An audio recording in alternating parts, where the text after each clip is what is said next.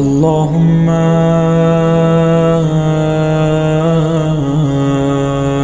كل ولي الحجة ابن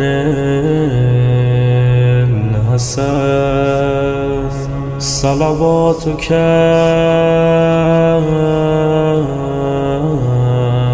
عليه وعلى آبائه في هذه الساعة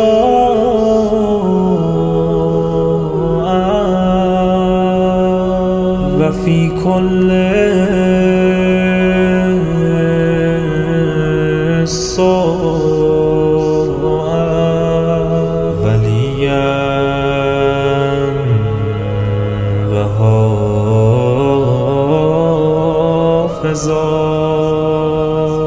وقائدا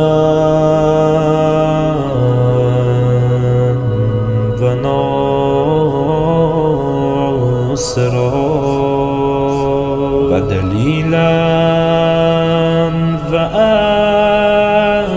وعينا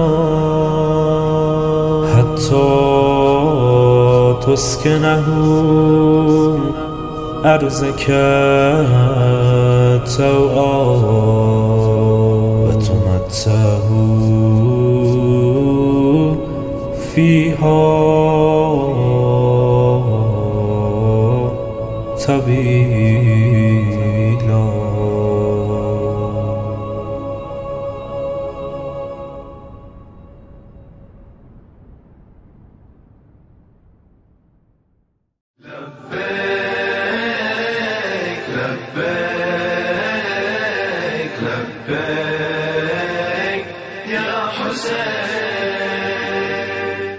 محمد وآل محمد صلوات.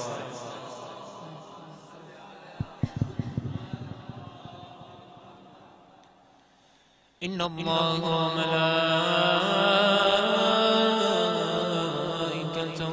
يصلون على النبي يا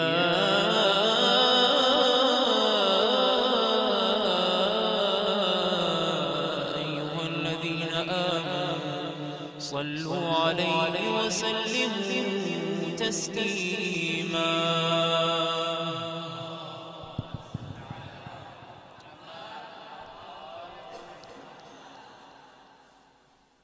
We beseech Allah subhanahu wa ta'ala the eve of the martyrdom of Hazrat Abbas alayhi salam, that, O Allah, make us loyal in the same manner as Hazrat Abbas was to Imam Hussain.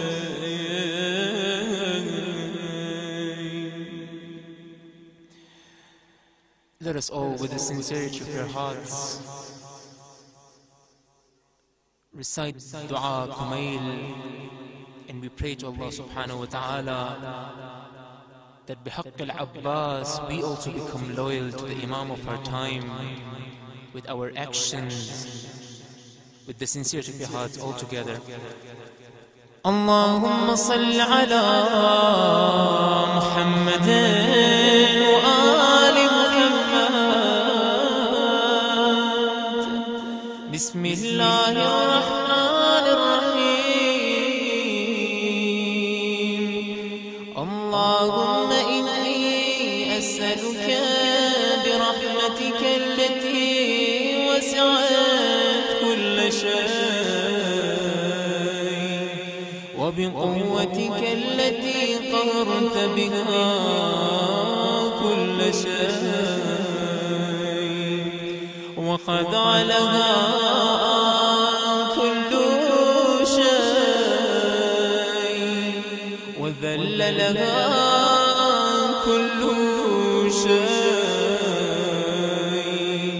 وبجبروتك التي غلبت بها كل شيء وبعزتك التي لا يقوم لها شيء وبعظمتك التي ملأت كل شيء وبسلطانك الذي على كل شيء وبوجهك الباقي بعد فناء كل شيء وبأسمائك التي ملأت أركان كل شيء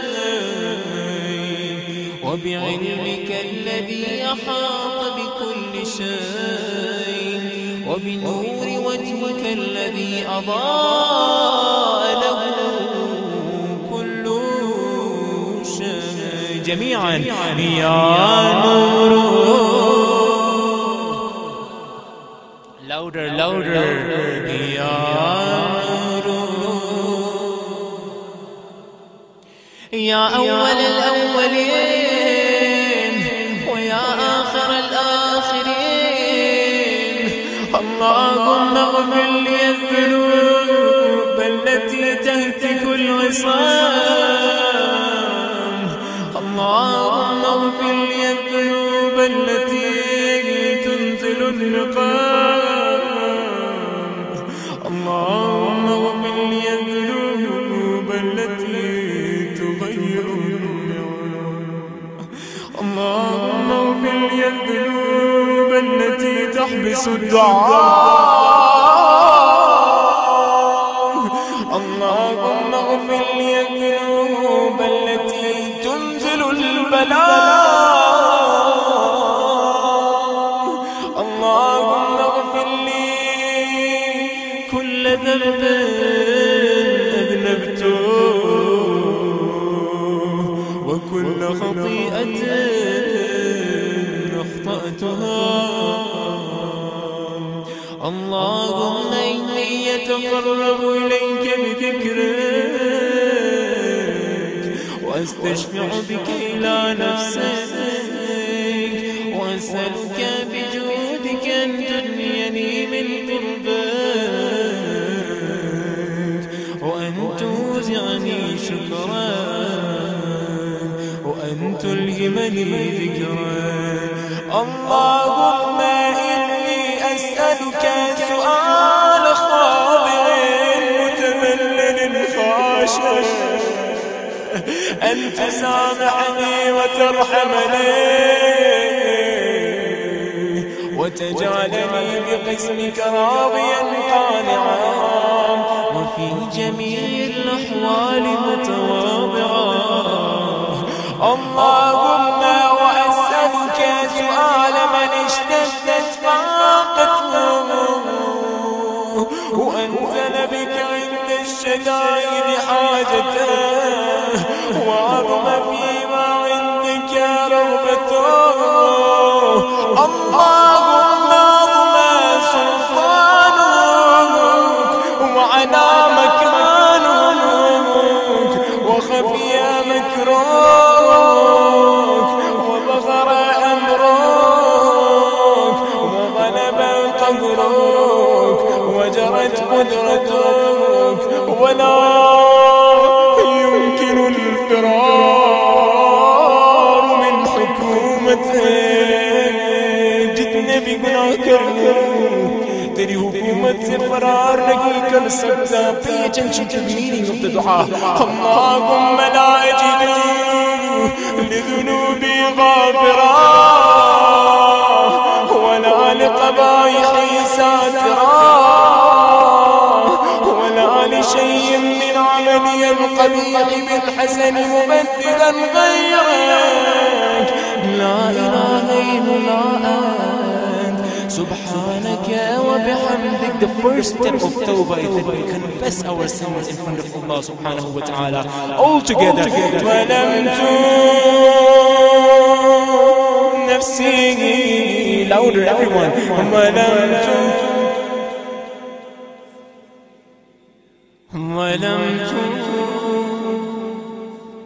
وتجرأت بجهلي وسكنت إلى قديم ذكرك لي ومنك علي اللهم مولاي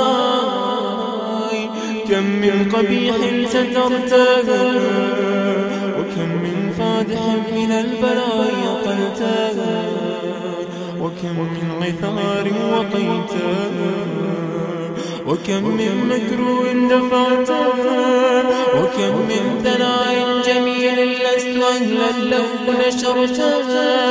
اللهم اضمن بلايي وأفرط بي سوء حالي،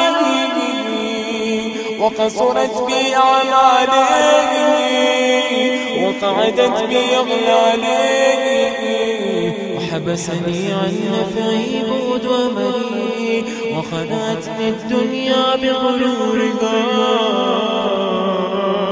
ونفسي بجنايتها، ومقالي يا سيدي فأسألك بعزتك ألا يحجب عنك دعائي سوء عملي وفعالي، ولا تفضحني بخفي ما اطلعت عليه من سري، ولا تعاجلني بالعقوبة على ما عملته في خلواتي من سوء فعلي وإساءتي، ودوام تفريطي وجهالتي، وكثرة شهواتي وغفلتي. وكن اللهم بعزتك لي في كل الأحوال رؤوفا، وعلي في جميع الأمور عطوفا. إلهي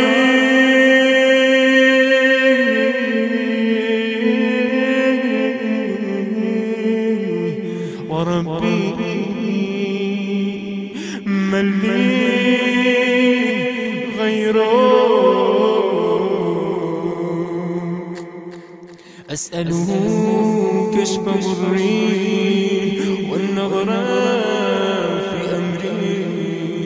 إلهي ومولاي أجريت علي حكما اتبعت فيه هوى نفسي، ولم أحترس فيه من تزيين عدوي، فغرني بما هو وأسعده على ذلك القضاء، فتجاوزت بما جرى علي من ذلك بعد حدودك، وخالفت باب أوامرك، فلك الحمد علي في جميع ذلك، ولا حجة لي فيما جرى علي في قضاءك، وألزمني حكمك وبلاغك،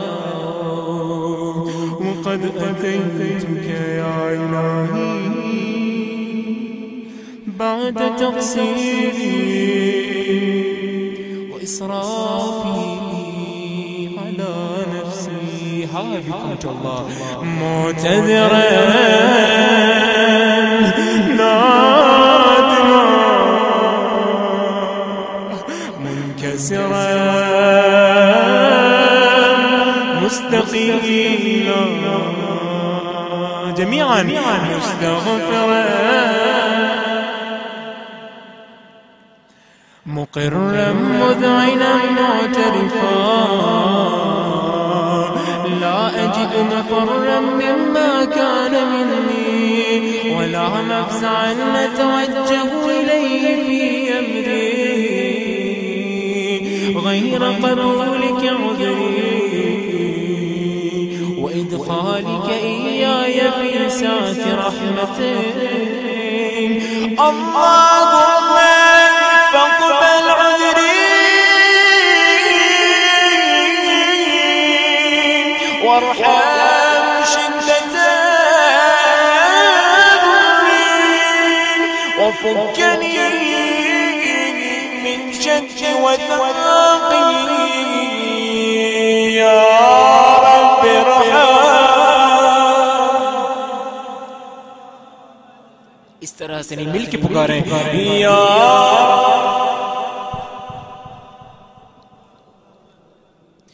ورقة جلدي ودقة عظمي يا من بدا خلقي وذكري وتربيتي وبري وتوبيتي قبلي لابتداء كرمك وسالي ببرك بي يا إلهي وسيدي وربي أتواك عذبي بنارك بعد توحيدك وبعد من طوى علي قلبي من معرفتك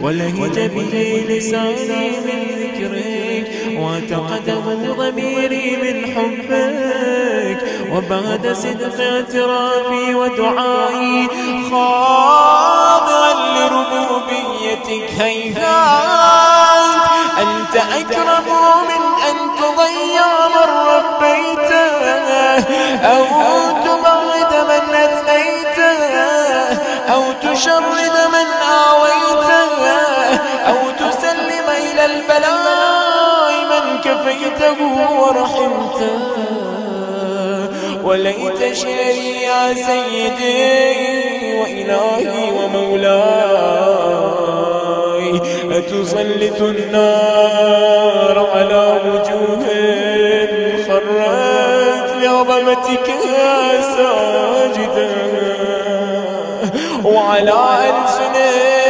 نطقت بتوحيدك صادقا وبشكرك مادحا وعلى قلوب اعترفت بإلهيتك محققا وعلى ضمائر حويت من العلم بك حتى صارت خاشعة وعلى جوارح سعت إلى أوطان تعبدك طاعة وأشارت باستغفارك مذعنا ما هكذا الظن بك ولا أخبرنا بفضلك عنك يا كريم يا رب وأنت تعلم ضعفي عن قليل من بلاء الدنيا وعقوباتها وما يجري فيها من المكاره على أهلها على أن ذلك بلاء ومكروه قليل مكثور يسير بقاء قصير مدته فكيف احتمالي لبلاء الآخرة وجليل وقوع المكاره فيها وهو بلاء تطول مدته ويدوم مقامه ولا يخفف عن أهله لأنه لا يكون إلا عن غضبك وانتقامك وسخطك وهذا ما لا تقوم له السماوات والأرض يا سيدي فكيف لي وأنا عبدك الضعيف الذليل الحقير المسكين المستكين يا إلهي وربي وسيدي ومولاي بأي الأمور إليك أشكو ولما منها ضج وأبكي لأليم العذاب وشدته أن يطول البلاء ومدته فلئن صيرتني للعقوبات مع أعدائك وجمعت بيني وبين أهل بلائك وفرقت بيني وبين أحبائك وأوليائك فهبني يا إلهي وسيدي ومولاي وربي صبرت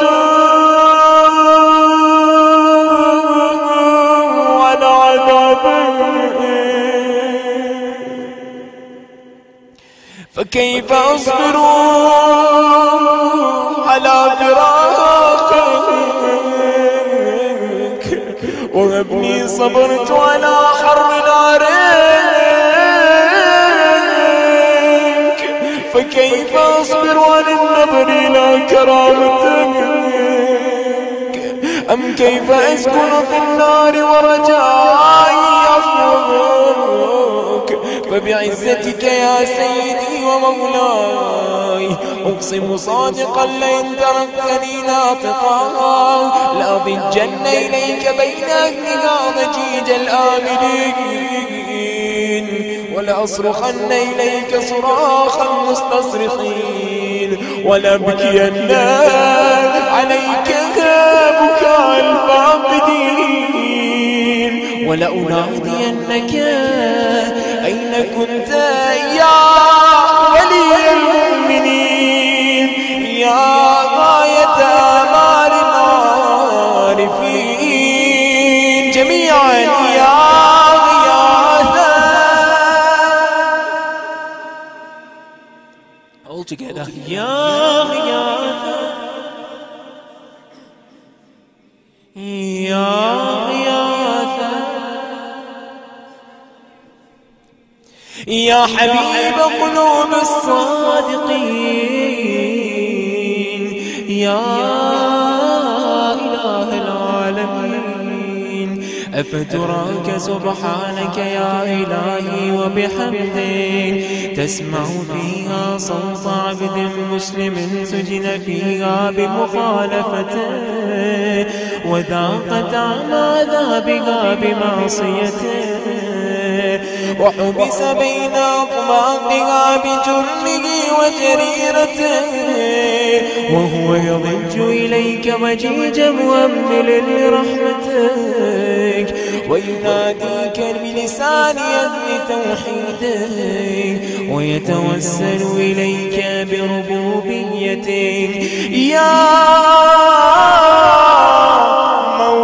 مولاي فكيف يبقى في العذاب وهو يرجو ما سلف من حلمك أم كيف تؤلمه النار وهو يأمل فضلك ورحمتك أم كيف يغرقه لكيبها وأنت تسمع صوته وترى مكانه أم كيف يشتمل عليه زفيرها وأنت تعلم ضعفا أم كيف يتقلقل بين أطباقها وأنت تعلم صدقا أم كيف تزجره زبانيتها وهو يناديك يا رب أم كيف يرجو فضلك في عتله منها فتتركه فيها هيهات ما ذلك الظن بك ولا المعروف من فضلك ولا مشبه لما عملت به الموحدين من برك وإحسانك فباليقين يقطع لولا ما حكمت به من تعذيب جاحدك وقضيت به من إخلاد معاندك لجعلت النار كلها بردا وسلاما وما كان لأحد فيها مقرا ولا مقاما لكنك تقدست أسماؤك أقسمت أن تملأها من الكافرين من الجنة والناس أجمعين وأن تخلد فيها المالدين وأن تجل ثناؤك قلت مبتدئا وتطولت بالإنعام متكرما أفمن كان مؤمنا كمن كان فاسقا لا يستوون إلهي وسيدي أسألك بالقدرة التي قدرتها وبالقضية التي حتمتها وحكمتها وغلبت من علي جريتها. أنت قبلي في هذه الليلة وفي هذه الساعة. Raise your hand. كل جرم وكل ذنب وكل قبيح أسررته وكل جهل عملته كتمته وأعلنته أخفيته أو أظهرته وكل سيئة أمرت بإثباتها الكرام الكاتبين الذين وكلتهم بحفظ ما يكون مني وجعلتهم شهودا علي مع جوارحي وكنت أنت الرقيب علي من ورائهم والشاهد لما خفي عنهم وبرحمتك أخفيته وبفضلك سترته وأن توفر حظي من كل خير أنزلته أو إحسان فضلته أو بر نشرته أو رزق بسطته أو ذنب تغفره أو خطأ تستره with the whole sincerity of your heart. يا ربي يا رب يا ربي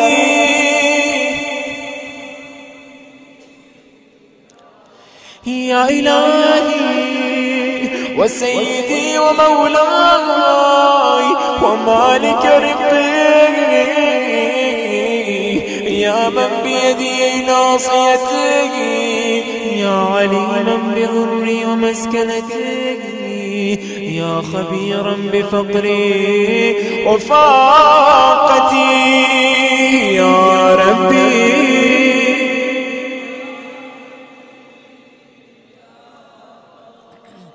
يا ربي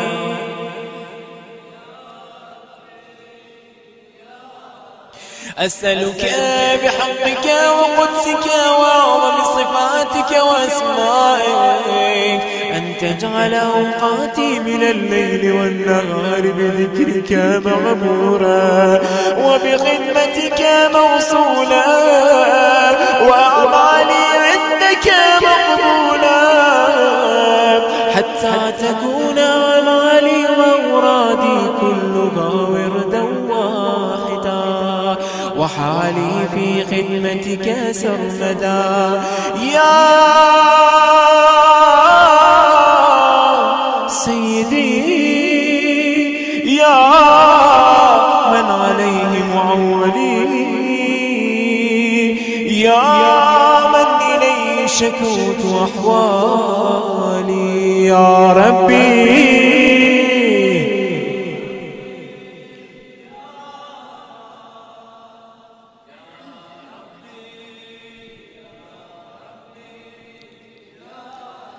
قو على خدمتك جوارحي واشدد على العزيمة جوانحي وهب لي الجد في خشيتك والدوام في الاتصال بخدمتك حتى أسرح إليك في ميادين السابقين وأسرع إليك في البارزين واشتاق إلى قربك في المشتاقين وأدنو منك ذنو المخلصين وأخافك مخافة الموقنين واجتمع في جوارك مع المؤمنين اللهم ومن أرادني بسوء فارين ومن كادني فكين واجعل لي من أحسن عبيدك نصيبا عندك وأقربهم منزلة منك وأخصهم زلفة لديك فإنه لا ينال ذلك إلا بفضلك وجدني بجودك واعطف علي بمجدك واحفظني برحمتك واجعل لساني بذكرك لهجا وقلبي بحبك متيما ومن علي بحسن إجابتك وأقلني عثرتك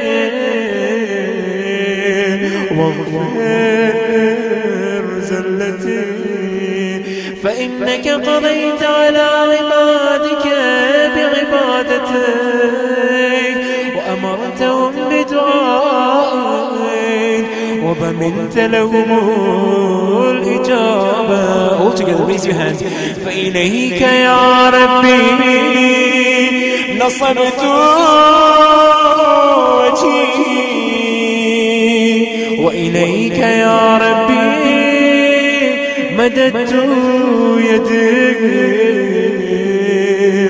فبعزتك استجب لي دعائي وبلغني مناي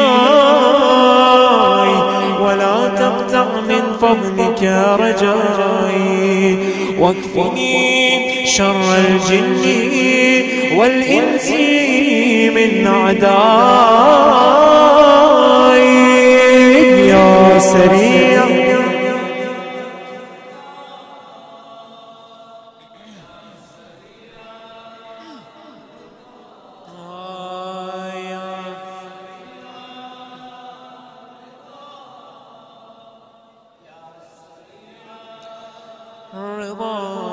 اغفر لمن لا يملك إلا الدعاء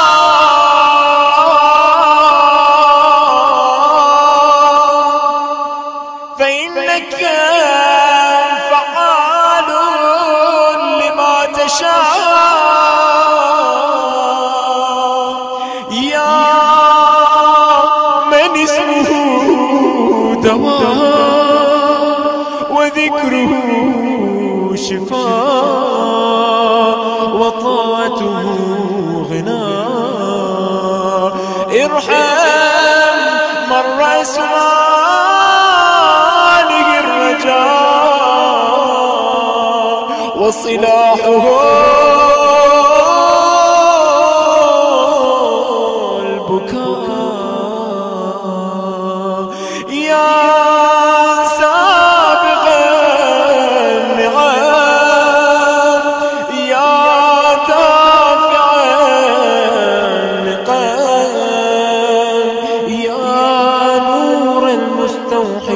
النعم في الظلام يا عالما لا يعلم صل على محمد وآل محمد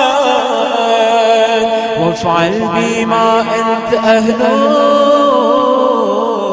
وصلى الله على رسوله والأئمة الميامين من آله وسلم تسليما كثيرا كثيرا.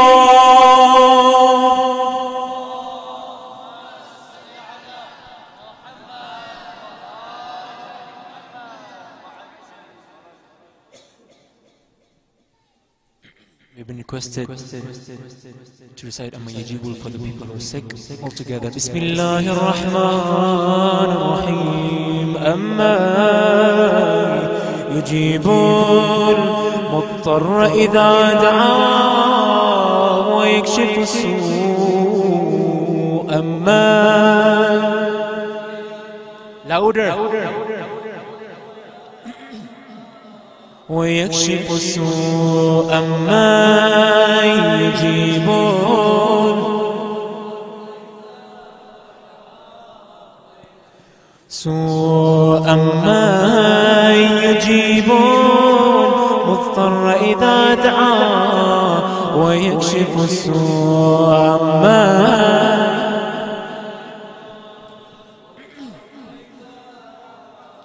ويكشف السوء يا الله يا الله يا الله يا الله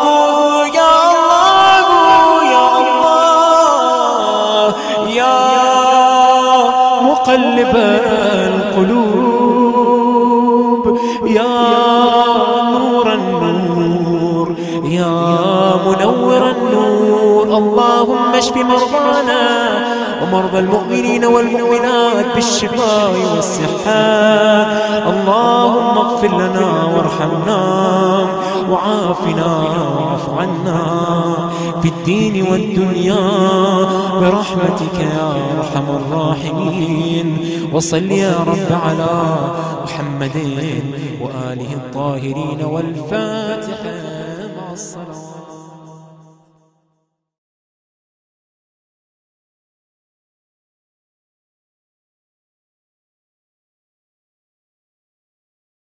رحم اللہ من قرأ الفاتحہ بسم اللہ الرحمن الرحیم الحمد للہ رب العالمین الرحمن الرحیم مالک یوم الدین ایاک نعبد و ایاک نستعین اہدنا الصراط المستقیم صراط الذین انعمت علیہم غیر المغضوب علیہم ولا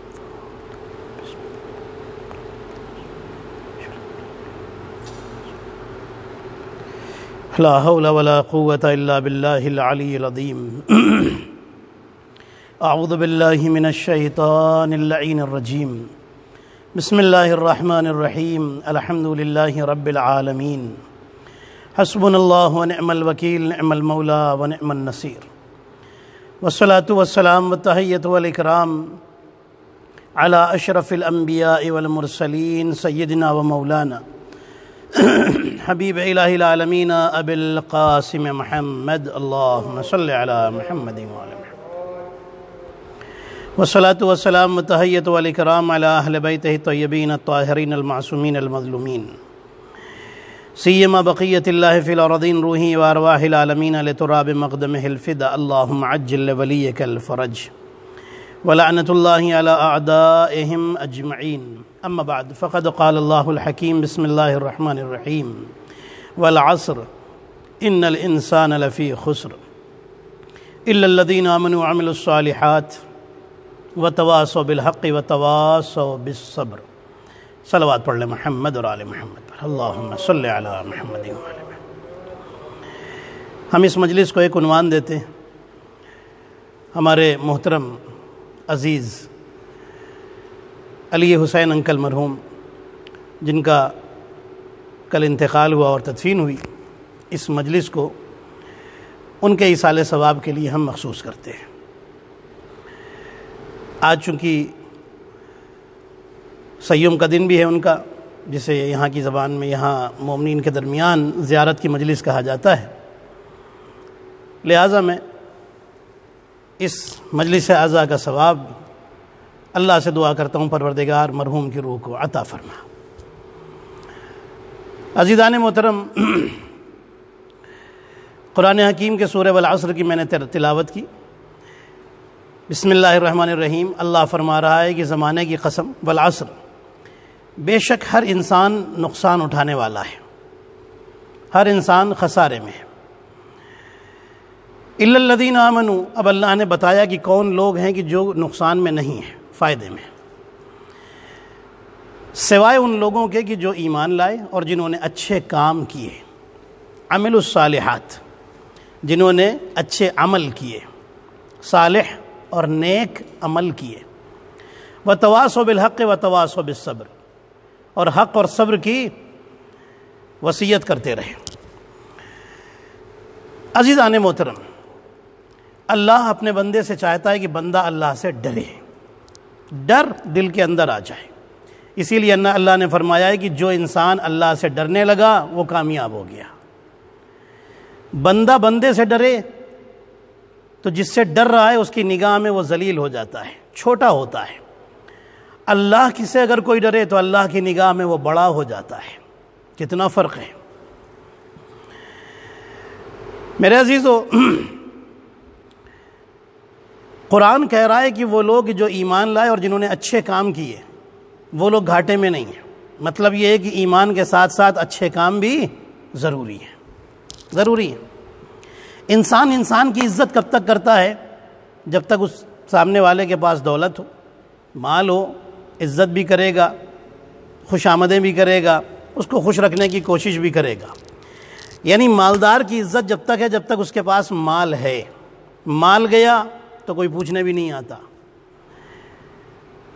لیکن عزیزان محترم، انسان اگر اچھے کام کرے، ایمان والا ہو، اچھے کام والا ہو، اللہ سے ڈرنے والا انسان ہو، تو پھر مال رہے نہ رہے عزت ضرور رہتی ہے، پھر مال رہے نہ رہے انسان کا احترام ضرور رہتا ہے۔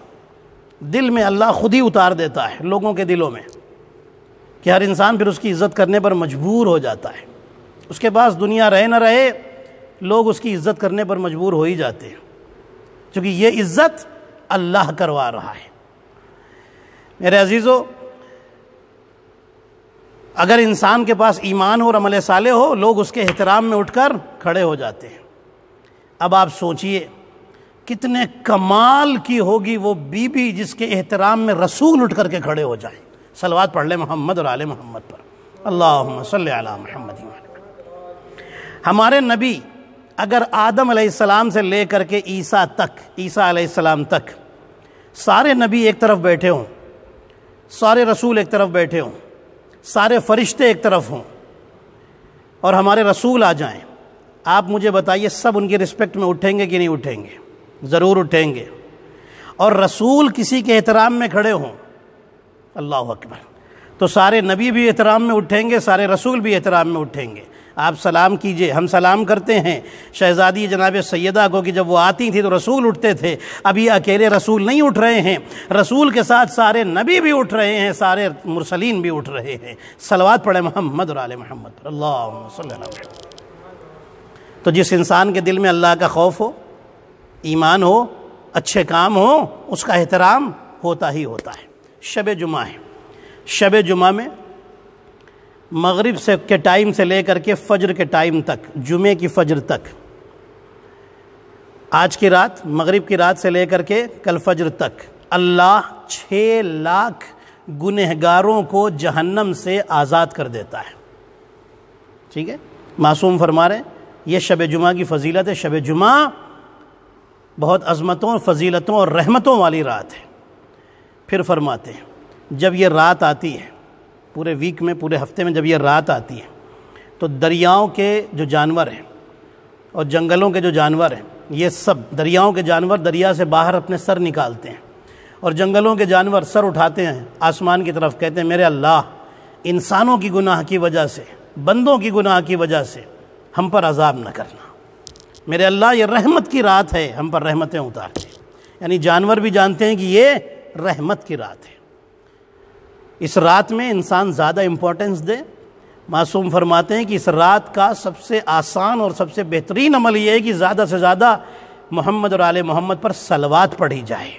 کم سے کم جو انسان آج کی رات صلوات پڑھے وہ ایک تسبیح یعنی 100 مرتبہ صلوات پڑھ کر کے اہل بیت کی خدمت میں ہدیہ کرتے۔ ایک صلوات پڑھے محمد اور آل محمد، اللہم صلی علی محمد۔ اللہ چاہتا ہے کہ بندہ اللہ سے ڈرے۔ اللہ اسے کیا کمال عطا کرتا ہے، اب سنیے۔ حضرت موسیٰ علیہ السلام کہیں جا رہے تھے، راستے میں نبی موسیٰ علیہ السلام کو بھوک لگی، پیاس لگی۔ اب آج اپنے جو عصا ہے نا اس کے ذریعے سے معجزہ نہیں دکھا رہے، آج اللہ سے دعا کی، پروردگار مجھے بھوک لگی ہے، پیاس لگی ہے، میرے سیراب ہونے کا انتظام کرتے۔ اچانک دیکھا سامنے سے ایک آدمی آ رہا ہے، اس کے ہاتھ میں بھی ایک لکڑی ٹیکتا ہوا، عصا، اسٹک ٹیکتا ہوا چلا آ رہا۔ نبی موسیٰ علیہ السلام کے سامنے آیا۔ نبی موسیٰ علیہ السلام فرماتے ہیں بھائی تمہارے پاس کچھ کھانے کو ہے؟ نبی موسیٰ سمجھ گئے کہ یہ شاید اللہ کا انتظام ہے، اللہ نے اس کو بھیجا ہے اس کے ذریعے سے۔ کہنے لگا آپ کو بھوک لگی ہے؟ اس کے پاس جو عصا تھا اس نے بیچ سے توڑ دیا۔ جب عصا کو توڑا تو جو لکڑی کا آدھا حصہ تھا اس سے دودھ نکلنا شروع ہوا، اور جو آدھا تھا اس سے پانی نکلنے لگا۔ نبی موسیٰ علیہ السلام پریشان، میرے اللہ یہ آخر ماجرا کیا ہے؟ آدھے سے دودھ آدھے سے پانی؟ میرے اللہ، یہ کوئی رسول نہیں ہے، یہ کوئی نبی نہیں ہے، ورنہ تو مجھے ضرور بتاتا۔ میرے اللہ پھر یہ ہے کون؟ اس کو یہ کمال کہاں سے ملا ہے؟ اللہ نے فرمایا کہ اس کے کچھ کام ہیں جو مجھے بہت پسند ہیں، جس کی وجہ سے میں نے اس کو یہ کمال عطا کیا ہے۔ کون سا کام ہے پروردگار؟ اللہ فرماتا ہے، دیکھیے میں نے یہی کہا آپ کی خدمت میں کہ جب انسان اللہ والا ہو جائے پھر دنیا عزت کرے نہ کرے، اللہ اس کی عزت کرنے لگتا ہے، اللہ اسے کمال عطا کر دیتا ہے۔ پہلا کام یہ ہے کہ یہ بندہ ہمیشہ مجھے یاد کرتا رہتا ہے، اس کی یاد ہمیشہ اس کی زبان، میری یاد، اللہ فرماتا ہے میری یاد اس کی زبان پر، اس کے دل میں رہتی ہے، ہمیشہ مجھے یاد رکھتا ہے۔ ہمیشہ اللہ کو یاد رکھنے کا مطلب سمجھتے ہیں؟ کھانا کھائے تو پہلے یہ سوچے کہ اس کھانے سے اللہ راضی ہے یا نہیں راضی ہے۔ کچھ پیے تو پہلے یہ سوچ لے کہ اس سے اللہ میرا راضی ہے یا راضی نہیں ہے۔ جو لباس پہن رہا ہے سوچ لے کہ میں نے اس کا خمس نکالا کہ نہیں، اس سے اللہ راضی ہے یا نہیں راضی ہے۔ جہاں جا رہا ہے، جو دیکھ رہا ہے، جو سن رہا ہے، سوچ لے کہ میرا اللہ اس سے خوش ہے کہ نہیں۔ یہی ہے اللہ کی یاد، اور اپنے واجبات کو نہیں چھوڑتا، تو یہ اللہ کی یاد ہے۔ اے موسیٰ، پہلا کام تو یہ ہے کہ یہ میرا بندہ، میں نے اس کو یہ کمال عطا کر دیا ہے،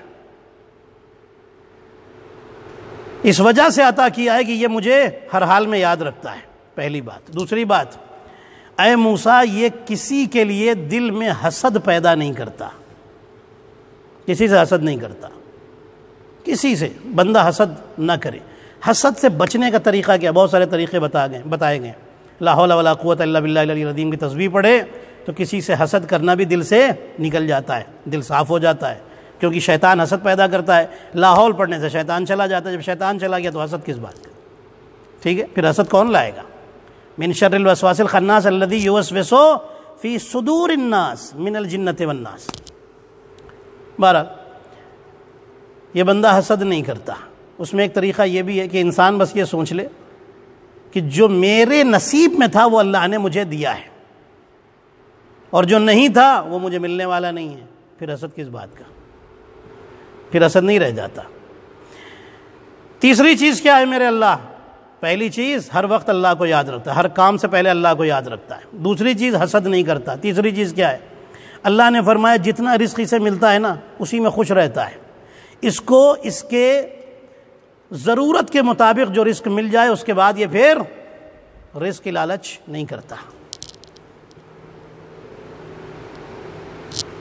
یہ اگر کسی سے ناراض ہوتا ہے تو جلدی معاف کر دیتا ہے۔ یہ ساری کوالٹیز ہیں جس کی وجہ سے میں نے اس کو یہ ساری عزتیں عطا کی ہیں۔ تو اگر انسان یہ اپنے اندر خاصیتیں پیدا کر لے تو میں نہیں کہتا کہ یہ ضروری ہے کہ وہ بھی لکڑی توڑے تو اس میں سے ایک سے دودھ اور ایک سے پانی نکلنا شروع ہو جائے، لیکن اتنا ضرور ہوگا کہ جب بھی دل میں کوئی دعا ہوگی زبان میں آنے سے پہلے بھی دل میں آئے گی اور اللہ اسے قبول کر لے گا۔ صلوات پڑھے محمد اور آل محمد، اللہم صلی علی محمد و آل محمد۔ دنیا میں بھی کامیاب رہے گا، آخرت میں بھی کامیاب، یہاں بھی خوش رہے گا، وہاں بھی خوش رہے گا۔ اللہ کا ڈر دل میں پیدا کر لے، اللہ کا خوف دل کے اندر پیدا کر لے۔ ایک شخص تھا، سفر کر رہا تھا اپنی فیملی کے ساتھ، بیوی بچوں کے ساتھ، راستے میں طوفان آیا، کشتی ٹوٹ گئی۔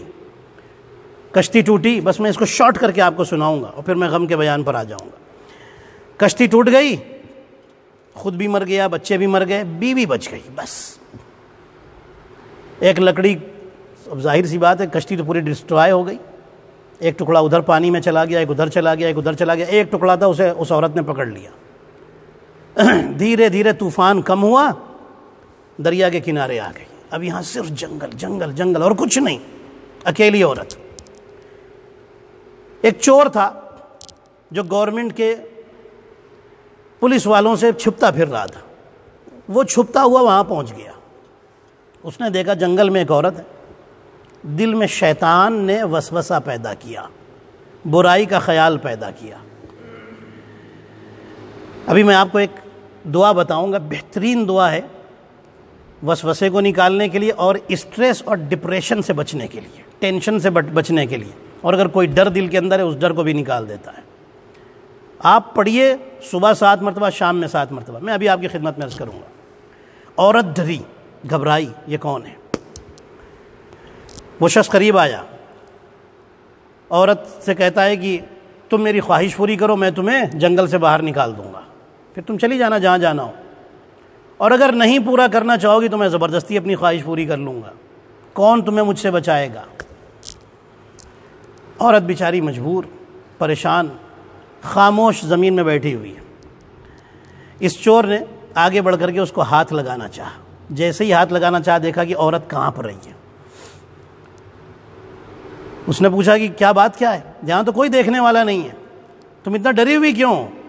کہنے لگی کوئی دیکھے نہ دیکھے میرا اللہ تو دیکھ رہا ہے. یہ ہے ڈر, اللہ تو دیکھ رہا ہے. کہنے لگا کہ ہاں یہ بات تو صحیح ہے, لیکن میں ان باتوں پر یقین نہیں رکھتا, مجھے تو اپنی خواہش نفس پوری کرنی ہے. آگے بڑھا, جیسے ہی اس عورت کو ہاتھ لگایا نا, وہ عورت اور کانپنے لگی اور پیچھے ہٹ گئی. جیسے ہی پیچھے ہٹی, اس نے کہا آپ کیوں گھبراتی ہو؟ کہنے لگی مجھے زندگی میں کبھی کسی نامحرم نے ہاتھ نہیں لگایا. اللہ اکبر.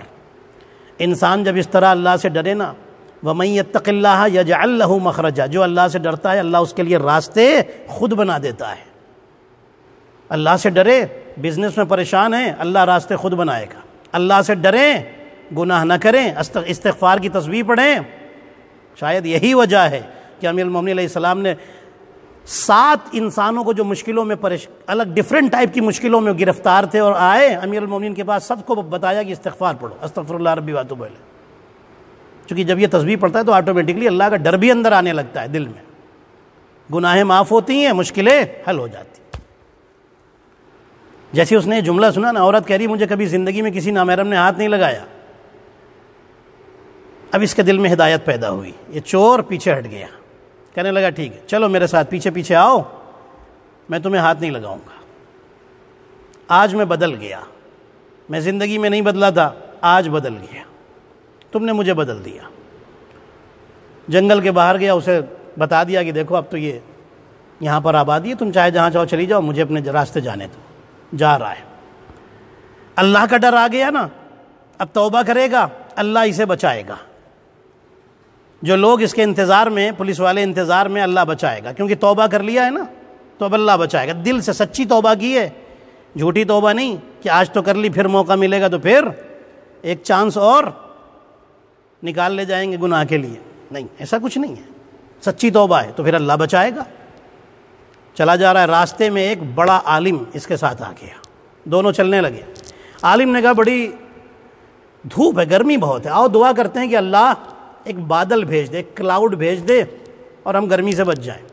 اس نے کہا میں اتنا گنہگار آدمی, زندگی بھر گناہیں کی, چوری چکاری, ڈاکہ ڈالا, میری دعا کہاں اللہ قبول کرنے والا, کوئی عبادت نہیں کی زندگی میں. آپ عالم ہیں, آپ دعا کیجئے, دعا آپ کی قبول ہوگی. عالم نے کہا نہیں, آمین کہو, اللہ کے بندے تو ہو. عالم نے ہاتھ اٹھائے, پروردگار اس گرمی سے بچا لے, ایک بادل کا ٹکڑا بھیج دے. اس نے کہا آمین, ٹکڑا آ گیا. اب عالم بھی بڑا خوش کہ میری دعا ہمیشہ قبول ہوتی ہے. آج اللہ نے بادل بھی بھیج دیا. چلے جا رہے ہیں, ایک جگہ سے دونوں کے راستے الگ. بادل کا ٹکڑا اس گنہگار کے سر کے اوپر جانے لگا. عالم تو دھوپ میں آ گیا, عالم پریشان. عالم کہتا ہے کہ بھائی یہ آخر ماجرا کیا ہے؟ تم تو کہہ رہے تھے میں بڑا گنہگار ہوں, تو جب گنہگار ہو تو تمہارے سر کے اوپر یہ بادل کا ٹکڑا کہاں سے آ گیا؟ میں تو سمجھ رہا تھا کہ یہ میری دعا کی وجہ سے. وہ کہتا اپنا پورا واقعہ بتاتا ہے, میرے ساتھ ایسا ایسا ہوا اور آج میں نے دل سے توبہ کر لی اللہ کی بارگاہ میں, سارے غلط کام چھوڑ کر کے اب میں اچھے کام کروں گا. عالم نے کہا کہ ہاں بس تم نے دل سے توبہ کی, اللہ نے تمہاری گناہیں بھی معاف کر دیں, پچھلی گناہیں بھی معاف کر دیں, اور اللہ نے تمہاری آمین کہنے کی وجہ سے یہ بادل کا ٹکڑا تمہارے سر کے اوپر ظاہر کر کے تمہیں گرمی سے بچا لیا. عزیزان محترم, جو انسان دل سے توبہ کرے اللہ اسے دنیا میں دھوپ کی گرمی سے بچاتا ہے, آخرت میں جہنم کی گرمی سے بچاتا ہے. صلوات پڑھے محمد اور آل محمد. اللہم صلی علی محمد.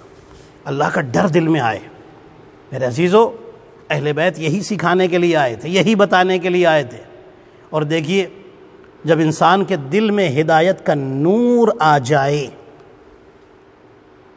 تو وہ برے ماحول میں بھی رہ کر کے باہر نکل آتا ہے۔ ماحول کو بلیم مت کیجیے، ماحول خراب تھا، کہاں تک ہم بچوں کو روکتے، کہاں تک خود کو بچاتے؟ نہیں، بالکل نہیں۔ قیامت میں جب ایک گنہگار کو لایا جائے گا، اللہ اسے کہے گا جا جہنم میں۔ وہ کہے گا میرے اللہ میں کیا کرتا، مجھے ماحول ایسا ملا تھا، ماحول کی وجہ سے میں بگڑ گیا، میں خود کو کنٹرول نہیں کر پایا، گناہیں کر بیٹھا۔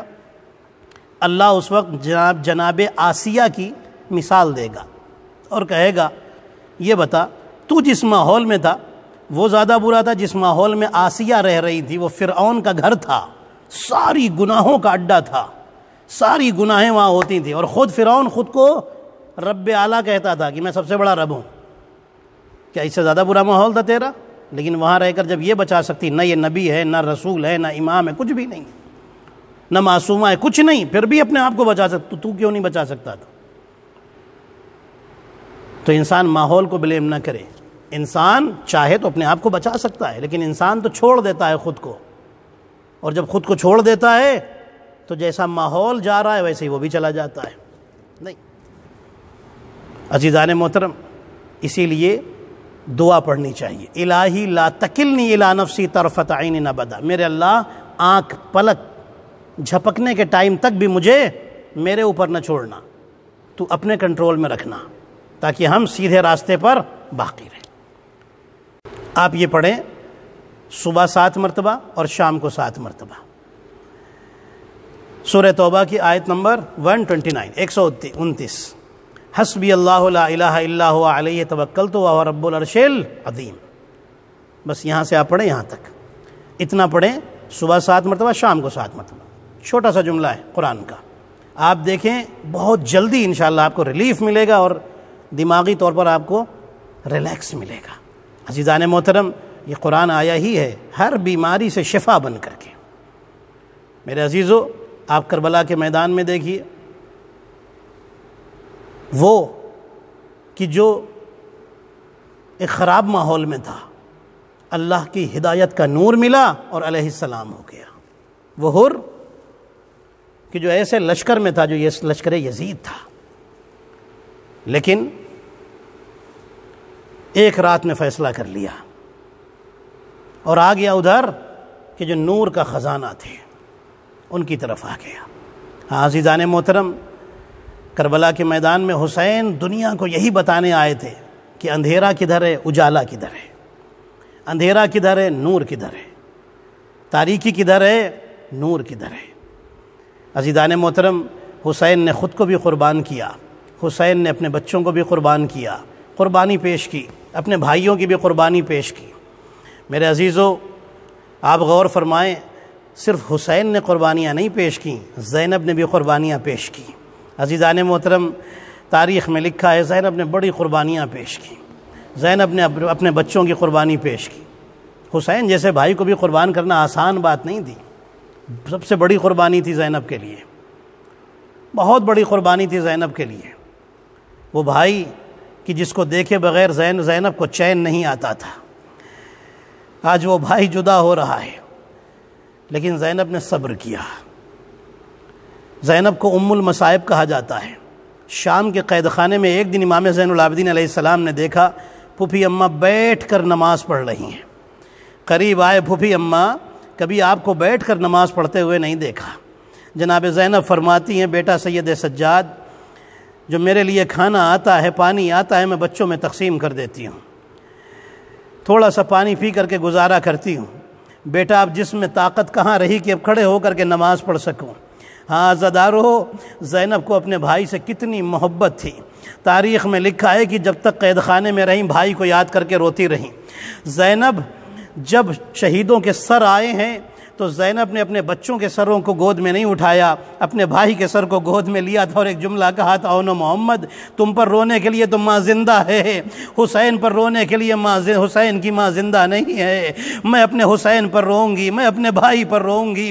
حضرت عبداللہ بن جعفر طیار جناب زینب کے شوہر کہتے ہیں کہ جب جناب زینب میرے گھر میں واپس آ گئیں کربلا کے واقعے کے بعد، جب میں گزارش کر کے، ریکویسٹ کر کے، منتیں کر کے امام سجاد سے بار بار کہتا تھا، اصرار کرتا تھا کہ اپنی پھوپھی سے کہیے اپنے گھر میں تشریف لائیں۔ جب جناب زینب میرے گھر میں آ گئیں تو ایک دن جناب زینب بہت بیمار تھیں، میں کہیں باہر گیا ہوا تھا، جب گھر میں آیا تو میں نے دیکھا کہ جناب زینب گھر کے آنگن میں لیٹی ہوئی ہیں، بہت بیمار ہیں، اور جناب زینب ایک کسی چیز کو چھپائے ہوئے ہیں اور رو رو کر کے یا حسین کہہ رہی ہیں۔ میں آگے بڑھا، میں نے کہا شہزادی کس چیز کو چھپا رہی ہے؟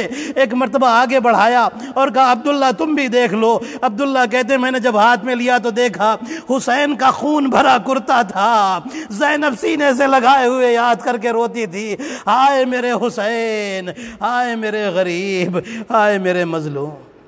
الا لعنت اللہ علی القوم الظالمین وسیعلم الذین ظلموا ای منقلب ینقلبون۔ الہی بحق الزہرا سلام اللہ علیہ وابیہا وبعلہا وبنیہا والسر المستودع فیہا۔ میرے اللہ تجھے محمد اور آل محمد علیہ السلام کا واسطہ ہماری اس قلیل عبادت کو قبول فرما، ہمارے کثیر معاصی کی مغفرت فرما، جو بیمار انہیں شفائے کاملہ عطا فرما۔ میرے اللہ اس مجلس اعزا کا ثواب مرحوم علی حسین انکل کی روح کو عطا فرما۔ میرے اللہ ان کی اہلیہ کو، ان کے بیٹوں کو، ان کی بیٹیوں کو اور ان کے تمام اہل خانہ کو پروردگار، ان کی بہو کو، ان کے دامادوں کو، ان کے پوتے پوتی نواسی ان کے تمام اہل خانہ کو پروردگار صبر جمیل عطا فرما۔ میرے اللہ تجھے محمد اور آل محمد علیہ السلام کا واسطہ تمام مومن مومنات جہاں بھی ہیں ان سب کو اس کرونا وائرس سے اور تمام بیماریوں سے اپنی حفاظت میں رکھنا۔ میرے اللہ جو بیمار انہیں شفائے کاملہ عطا فرما۔ میرے اللہ اس وبا کو، اس بیماری کو، کرونا وائرس کی اس وبا کو اس شہر سے اور اس پوری کائنات سے دور فرما۔ میرے اللہ حجت آخر امام زمانہ علیہ السلام کے ظہور میں تعجیل فرما، ہم سب کو ان کے اصحاب و انصار میں شمار فرما۔ آپ حضرات سے گزارش ہے ایک مرتبہ سورہ الحمد، 3 مرتبہ سورہ توحید کی تلاوت فرما کر مرحوم علی حسین انکل کی روح کو بخش دیں۔ فاتحہ۔ بسم اللہ الحمدللہ۔ صالة عن نفسي ونيابة عن والدي ووالدي والدي ومن أوصاني بالدعاء أزور سيدي ومولاي أبي عبد الله الحسين عليه السلام. السلام عليك يا وارث آدم صفوة الله. السلام عليك يا وارث نوح نبي الله. السلام عليك يا وارث إبراهيم خليل الله. السلام عليك يا وارث موسى كليم الله. السلام عليك يا وارث عيسى روح الله. السلام عليك يا وارث محمد حبيب الله. السلام عليك يا وارث علي أمير المؤمنين ولي الله. السلام عليك يا ابن محمد المصطفى. السلام عليك يا ابن علي المرتضى. السلام عليك يا ابن فاطمة الزهراء. السلام عليك يا ابن خديجة الكبرى. السلام عليك يا ثار الله وابن ثاره والوتر الموتور. أشهد أنك قد أقمت الصلاة وآتيت الزكاة وأمرت بالمعروف ونهيت عن المنكر وأطعت الله ورسوله حتى أتاك اليقين. فلعن الله أمة قتلت ولعن الله أمة ظلمت ولعن الله أمة سمعت بذلك فرضيت به. يا مولاي يا أبا عبد الله، أشهد أنك كنت نورا في الأصلاب الشامخة والأرحام المطهرة، لم تنجسك الجاهلية بأنجاسها ولم تلبسك من مدلهمات ثيابها. وأشهد أنك من دعائم الدين وأركان المؤمنين. وأشهد أنك الإمام البر التقي الرضي الزكي الهادي المهدي. وأشهد أن الأئمة من ولدك كلمة التقوى وأعلام الهدى والعروة الوثقى والحجة على أهل الدنيا.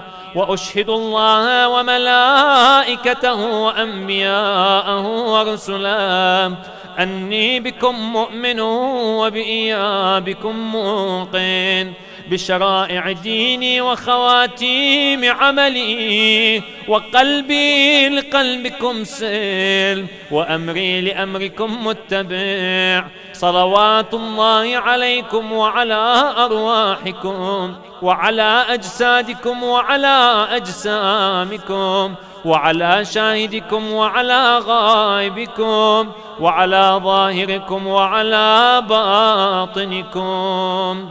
زيارة علي بن الحسين عليه السلام. السلام عليك يا ابن رسول الله، السلام عليك يا ابن نبي الله، السلام عليك يا ابن أمير المؤمنين، السلام عليك يا ابن الحسين الشهيد، السلام عليك أيها الشهيد وابن الشهيد، السلام عليك أيها المظلوم وابن المظلوم. لعن الله أمة قتلت، ولعن الله أمة ظلمت، ولعن الله أمة سمعت بذلك فرضيت به. زيارة الشهداء سلام الله عليهم. السلام عليكم يا أولياء الله وأحباءه، السلام عليكم يا أصفياء الله وأوداءه، السلام عليكم يا أنصار دين الله، السلام عليكم يا أنصار رسول الله، السلام عليكم يا أنصار أمير المؤمنين، السلام عليكم يا أنصار فاطمة سيدة نساء العالمين، السلام عليكم يا أنصار أبي محمد الحسن بن علي الولي الزكي الناصح، السلام عليكم يا أنصار أبي عبد الله، بأبي أنتم وأمي طبتم وطابت الأرض التي فيها دفنتم، وفزتم فوزا عظيما، فيا ليتني كنت معكم فأفوز معكم. زيارة العباس سلام الله عليه. السلام عليك يا أبا الفضل العباس ابن أمير المؤمنين، السلام عليك يا ابن سيد الوصيين، السلام عليك يا ابن أول القوم إسلاما وأقدمهم إيمانا وأقومهم بدين الله وأحوطهم على الإسلام. أشهد لقد نصحت لله ولرسوله ولأخيك، فنعم الأخ المواسي،